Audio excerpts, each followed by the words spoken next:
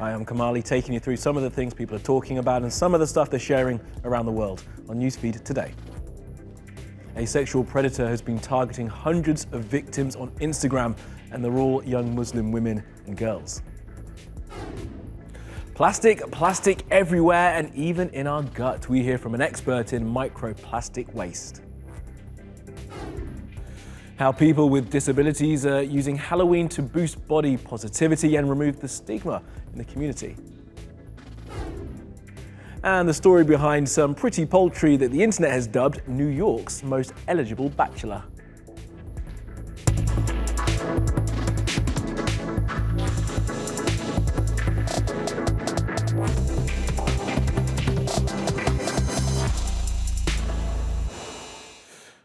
Well, top of our newsfeed, Hijab House. It's a super successful clothing store with branches in Australia and Lebanon. It's also extremely popular on Instagram. It has more than 500,000 really engaged followers. But in the past couple of days, the store has had to give its fans a warning of some dark and illegal behaviour by someone pretending to be from the company. Hijab House is the most popular modest clothing brand in Australia. With more than 500,000 followers on Instagram, it sells fashionable clothes to women and girls around the world. But hundreds of its fans have recently become the target of a sexual predator. Initially, it would send them a very pleasant kind of message saying, you know, we've chosen you to model for Hijab House. Congratulations, we think you'd be great. Here's the package. They even made like a verification photo to send to the girls to kind of make it seem legitimate. And then they would have conversations with these girls and essentially groom them to do strange things at first, like, you know, making videos of them smelling shoes or, you know, bizarre things. But then it evolved into blackmail, it evolved into sexual harassment, death threats were made to lots of girls. The victims are mostly aged between 13 and 17. In one incident, a girl's image ended up on a pornographic website. Some cases, the girls have experienced severe anxiety, severe fear. They've been unable to go to school. And some cases, the girls, you know, have sent inappropriate images and have been blackmailed further for money or for other acts. So it's quite serious. Initially, Hijab House alerted local police and reported the matter to Instagram, after some of the victims contacted the brand with their concerns. But neither the police nor Instagram took any action. So, Tariq Husher posted a public warning on the brand's Instagram page, and that's when the Australian Federal Police took notice. One of the officers asked me for screenshots of some of the conversations, and I sent them to her, and I guess she must have realised the severity of the issue and and how kind of, you know, gruesome and horrific the acts of this person are, the account. And so now they've taken an interest, and I got a phone call this morning from one of their head, you know, cybersecurity officers, and they're taking it very seriously. But who knows whether this creep will ever be caught. All right, let's have a look at some of the other things that caught our eye on social media. Now, this is Luca Sabat, and he's an Instagram influencer, and he's being sued for not influencing enough, which may well be the first case of its kind. Now, according to the court filings, Luca was meant to promote Snap spectacles to his 1.4 million followers while he was on a jolly in Paris, Milan and New York for Fashion Week.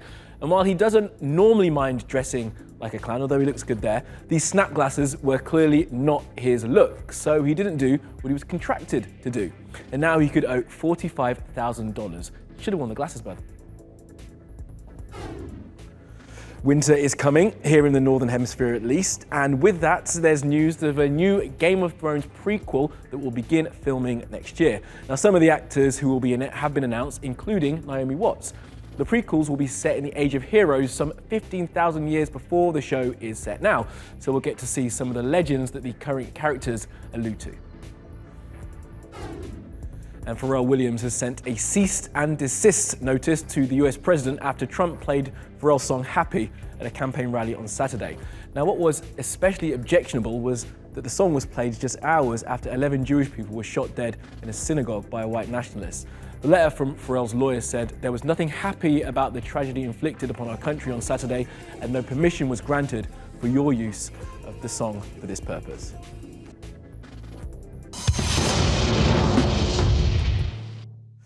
And sticking with Trump, the president just never stops campaigning. The midterms are next week, and in an attempt to shore up support from Americans who are scared of people who aren't white, he's made another announcement as part of his crackdown on immigration. He now wants to end what's called birthright citizenship. That allows for people born in the US to be citizens even if their parents aren't. It's a rare right offered by only a few nations.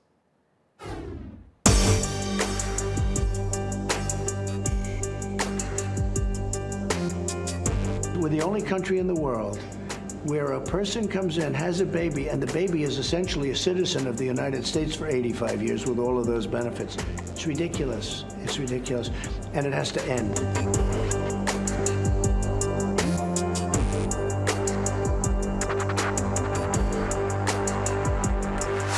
The provision in the Constitution is relatively clear on this issue, and the idea that a president can do this through executive order is really fairly astounding.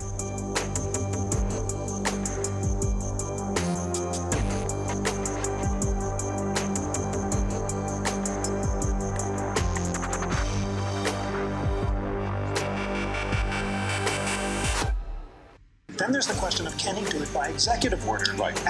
And Congress has not passed a statute authorizing this. In fact, there's a whole host of statutes that assume that the kids of illegal aliens are citizens, including giving them social security numbers. So it's almost certain that he'd be acting in the face of congressional disapproval, which means he can't do it.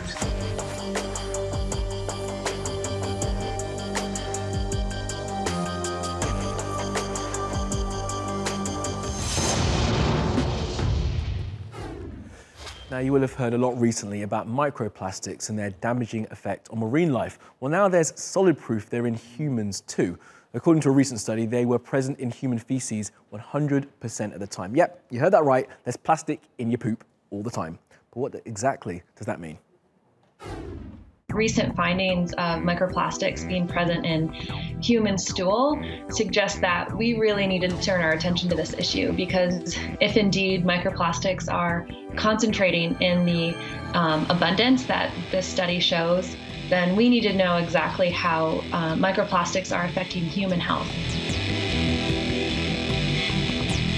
We started that study looking at marine systems because what we have known is that microplastics are entering into marine systems through freshwater systems, and they're accumulating in the open ocean, along coastlines, in polar regions and glaciers. We undertook this study working with our volunteers who are outdoor adventure athletes, people who get to remote places, and those people on their expeditions collected water samples for us.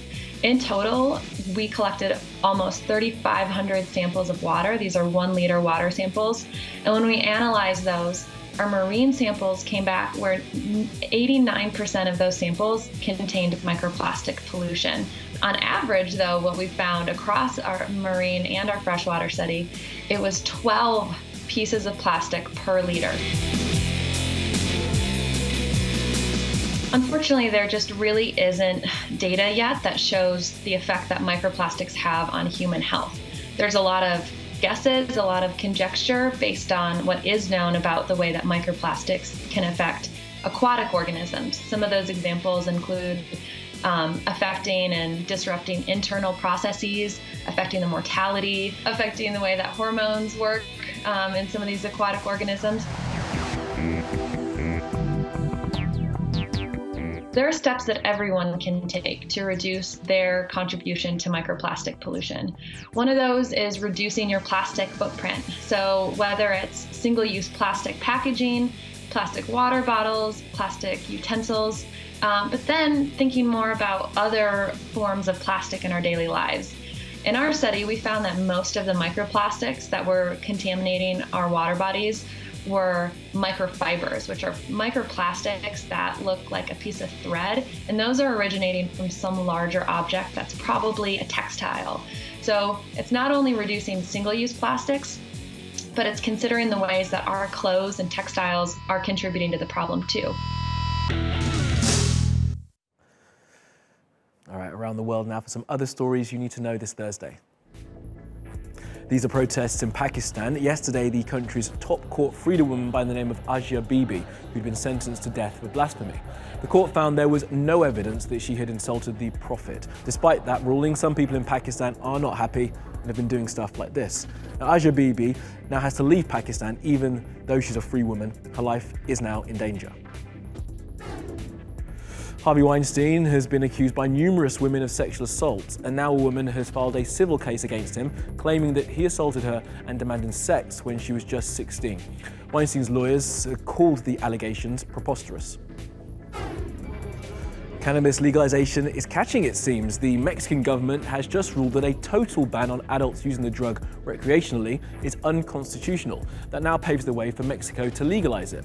The ruling says that adults have a fundamental right to personal development, which lets them decide their recreational activities without the interference of the state. Now, obviously, those recreational activities can be controlled in some instances, but the court decided that cannabis is not harmful enough to warrant absolute prohibition.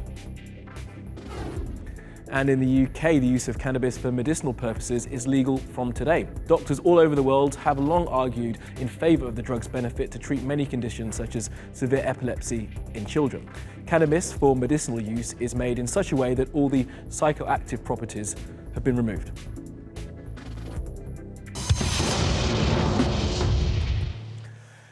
Now, yesterday was Halloween, in case you've been living under a rock, and this week we've been showing you some of the most impressive costumes from around the web.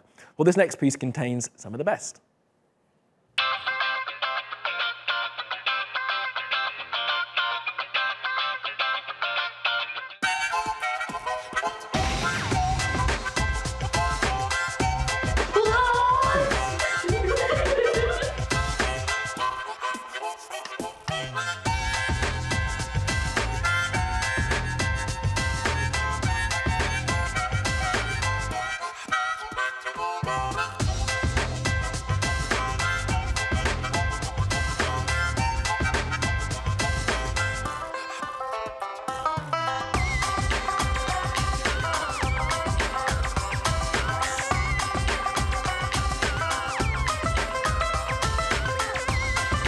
I think that when we kick the ball, it looks like God is up in the clouds playing foosball.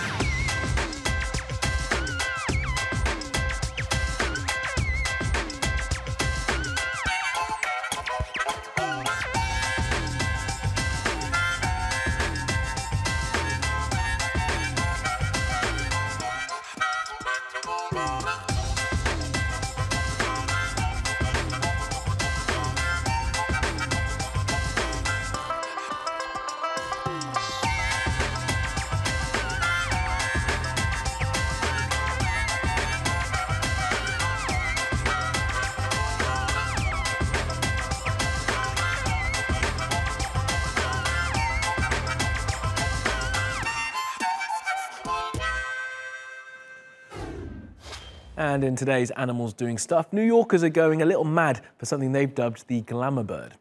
Now, it's a Mandarin duck. They're native to East Asia, so it's odd to see one on the east side of Central Park. Now, bird nerds alerted the Manhattan Bird Alert Twitter account, and then the story was picked up by the hipsters at the Gothamist, who are now running an active campaign to try and track him down and find out where he came from. So far, all the zoos in the area have said he's not one of theirs.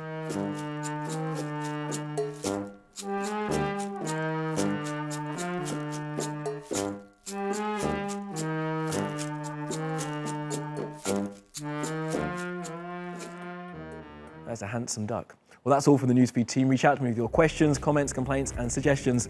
I'm at Kamali Melbourne. You'll find us 24/7 on Twitter, YouTube, and Facebook. Follow, subscribe, and add. See you again soon.